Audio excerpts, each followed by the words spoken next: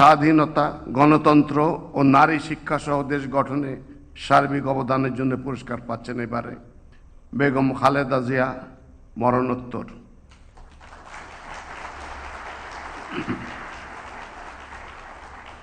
বেগম খালেদা জিয়া বাংলাদেশের রাজনৈতিক ইতিহাসের এক অনন্য ব্যক্তিত্ব। তিনি 1946 সালের 15 আগস্ট দিনাজপুর জেলার একটি সম্ভ্রান্ত মুসলিম পরিবারে জন্মগ্রহণ করেন।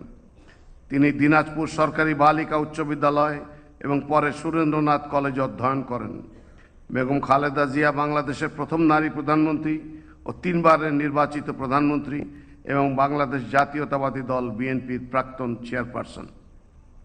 তাঁর নেতৃত্বে বিএনপি 1991, 1996 ও 2001 সালের নির্বাচনে জয়লাভ করে 3 মেয়াদে সরকার গঠন করেছে। বেগম খালেদা জিয়া জাতীয় সংসদ নির্বাচনে কোনো আসনেই জীবনে কখনো পরাজিত না হওয়ার অনন্য রেকর্ডের অধিকারী। বেগম খালেদা জিয়ার নেতৃত্বে 90-এর গণ অভ্যুত্থানে স্বৈরাচারের পতন ঘটে। 1991 সালে সংসদীয় গণতন্ত্রের পুনঃপ্রবর্তন এবং 1996 সালে তত্ত্বাবধায়ক সরকার ব্যবস্থার প্রবর্তন তার ঐতিহাসিক অর্জন। তার সরকারের সময় মূল্য সংযোজন কর ভ্যাট প্রবর্তন, বেসরকারি ও বৈদেশিক বিনিয়োগের বিকাশ, মুক্তবাজার ও বাণিজ্যিক উদারীকরণ, তৈরি পোশাক শিল্পের সম্প্রসারণ, নারী কর্মসংস্থান বৃদ্ধি, অবৈতনিক বাধ্যতামূলক প্রাথমিক শিক্ষা প্রবর্তন, 10ম শ্রেণী পর্যন্ত মেয়েদের বিনা বেতনে শিক্ষা ও উপবৃত্তি প্রদান, শিক্ষার বিনিময়ে খাদ্য কর্মসূচি গ্রহণ, শিক্ষার্থী মূল্যায়নে জিপিএ পদ্ধতি প্রবর্তন করা হয়।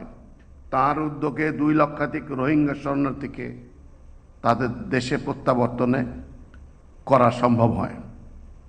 আপসীন নেত্রী বেগম খালেদা জিয়াকে অসংখ্য মিথ্যা মামলা এবং বারবার গ্রেপ্তার ও রাজনৈতিক প্রতিহিংসার শিকার হতে হয়েছে।